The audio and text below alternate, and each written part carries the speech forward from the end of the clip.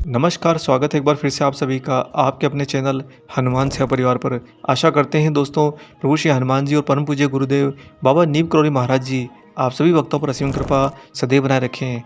परम पूज्य गुरुदेव बाबा नीम करौली महाराज जी, जिन्हें इस सदी का सबसे रहस्यमय संत माना जाता है, the most mystic saint of the century.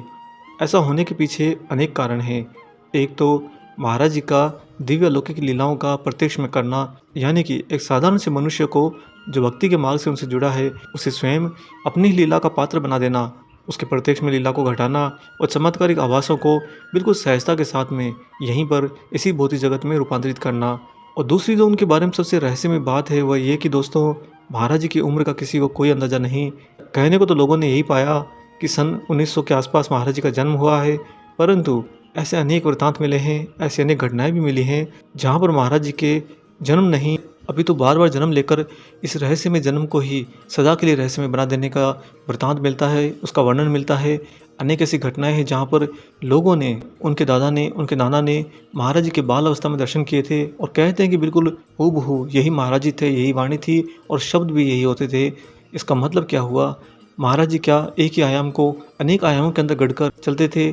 जी हाँ दोस्तों, कुछ ऐसा ही प्रतीत होता है कि महाराज जी जिस आयाम के अंदर आज भी आपके साथ में हैं, उसके समांतर ही अनेक और भी अन्य आयामों के अंदर विद्यमान है और वहाँ पर भी महाराज जी की लीलाएं चल रही है। और तीसरी जो सबसे महत्वपूर्ण महाराज जी के बारे में रहस्यमयी बात है वह ये दोस्तों, महाराज जी का भाव।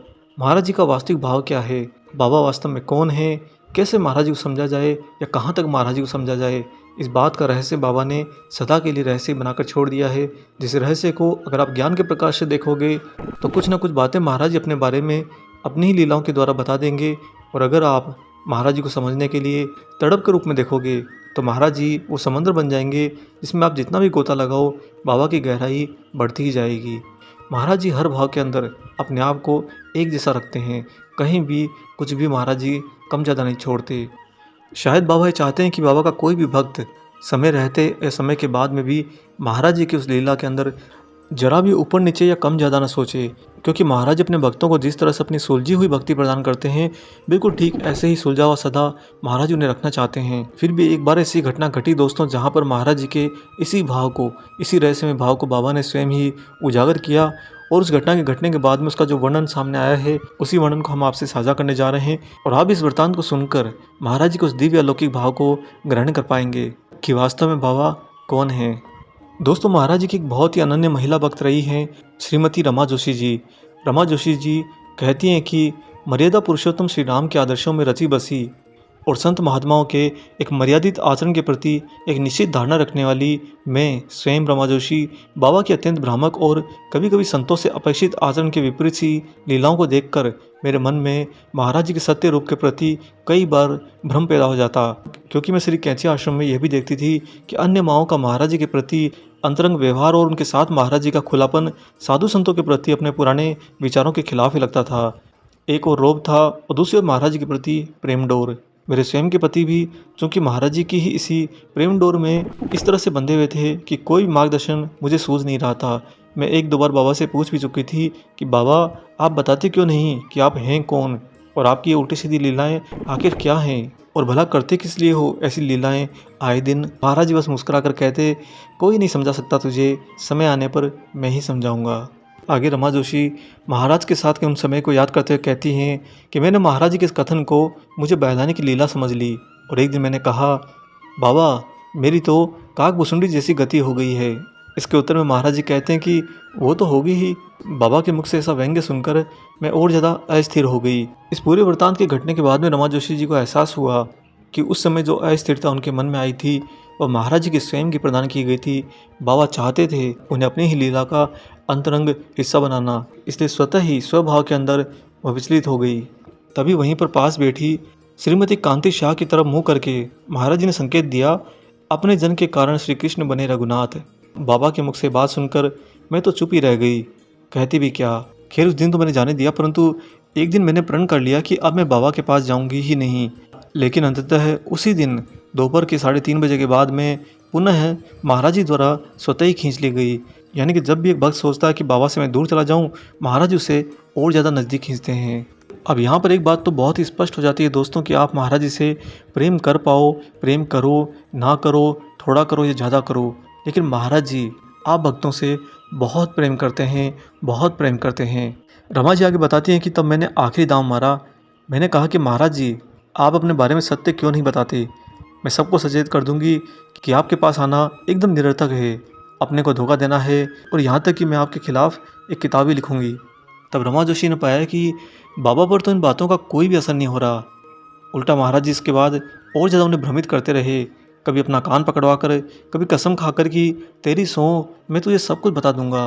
बाबा ऐसा कहकर फिर से उन्हें भ्रमित कर देते। एक बार तो महाराज जी ने यह भी कह दिया कि तू तो मेरी गुरु माई है, और यह कि तेरे ही भाव खराब हो गए वो भी मेरे लिए। माई तो मुझे बाल रूप में क्यों नहीं देखती? ऐसा कहकर महाराज जी ने आंखें बंद कर ली। और जब उनके इस नाटक से मेरा रोज़ पराकाष्ठा पर पहुंच गया तो महाराज जी तख़्त से नीचे उतरकर सीधा मेरी गोदी में आ बैठे और बोले, तेरे तीन तो थे ही, तुझे तंग करने को एक मैं भी हो गया। यहाँ पर आपको बता दें दोस्तों कि रमा जोशी जी के 3 पुत्र हैं। उनके 3 पुत्रों के साथ में महाराज जी ने उस समय बात जोड़कर कही कि तुझे तंग करने के लिए वैसे 3 तो दिए हुए हैं, अब चौथा भी मैं हो गया हूँ। पहले तो एकदम से महाराज जी की गोदी में आकर बैठने पर महाराज जी की भारी भरकम देह देखकर रमा जोशी जी एकदम से डर गई। लेकिन जब उन्होंने पाया कि बाबा उनकी गोद में बैठ गए हैं तो अचानक से महाराज जी का शरीर रुई के एक छोटे से बंडल या फोम के तकिए जैसा लगने लगा। रमा जी कहती हैं कि यह देखकर मैं अवाक और बुद्धिशील हो गई थी, इतना बदहवास कि मैं यह भी नहीं देख पा रही थी कि बाबा का आकार कैसा है। जब मैंने हाथ लगाकर टटोला तो मुझे एक छोटा सा बालक मेरी गोदी में बैठा हुआ मिला। इतना निश्चित हो गया था कि उन्हें गोद में लिए हुए ही मैं उन्हें तख़्त को भी देख सकती थी और उन्हें भी। निश्चित ही महाराज जी ने उस समय अपने देवीय बाल स्वरूप को धारण कर लिया था, और मेरे मुंह से तो अनायास ही निकल गया कि बंधो बाल रूप सोई रामू।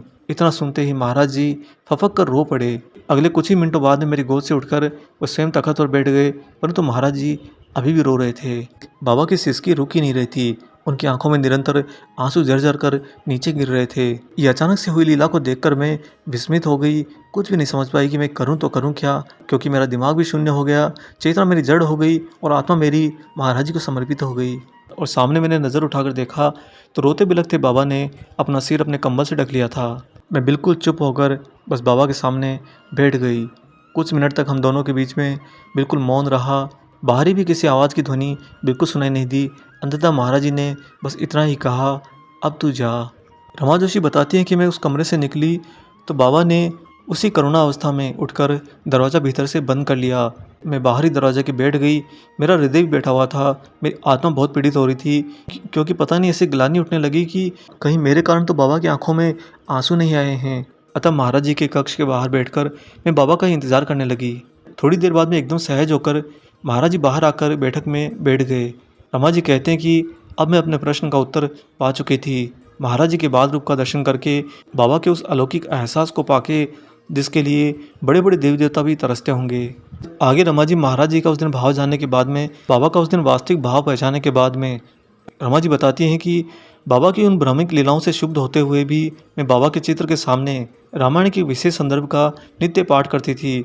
उन्हीं को लक्ष्य कर मनु की श्री राम को करी गई प्रार्थना, जिसमें मनु कहते हैं, चाहूँ तुम ही समान सुत प्रभु सन कवन दुराऊ। और भगवान श्री राम सामने से उत्तर देते हैं, आपू सरिस खोजी कहाँ जाई नृप तव तनय होब में आई। रमा जी बताते हैं कि एक दिन यही पाठ मैंने अपने पुत्र पन्नू द्वारा महाराज जी के समक्ष करा दिया। तब बाबा ने अपनी अंगुली उठाते हुए कहा, बहुत चालाक है, और मेरी ओर अर्ध भरी मुस्कान फेंकते हुए वे दूसरे कमरे में चले गए। परंतु बाबा की उस दिन कही गई बात, तेरे 3 तो थे ही, एक मैं भी हो गया, ये सुनकर अंततः गतवा मुझे यही लगा कि महाप्रभु ने मेरी इस प्रार्थना को स्वीकार कर लिया है कि चाहते तुम ही समान सुत। रमा जी कहते हैं कि कुछ भी तो असंभव न था महाप्रभु के लिए। बाबा ने जो अलौकिक स्वरूप दिखाया उससे मैं सदा के लिए मंत्रमुग्ध हो गई थी। परंतु दोस्तों, इस पूरी घटना घटने के बाद कई दिनों बाद में रमा जोशी जी को जो बात पता चली वह साझा करते हुए कहती हैं कि महाराज जी ने इसी प्रसंग के बारे में उनसे स्पष्ट कहा था, यानी कि तेरे अंदर की रूढ़िगत कुंठाओं को दूर करने के लिए हमें बहुत मेहनत करनी पड़ी उस दिन। तब रमा जी ये भली बात समझ गए कि महाराज जी की करी गई उस दिन की लीला इनके ही अंदर के रूढ़िवादीपन को खंडित करने के लिए बाबा ने रची थी। यानी कि बाबा उस लीला को करते हुए पूर्ण रूप से सचेत थे, परंतु सामने उन्हीं का भक्त अचेत अवस्था में था।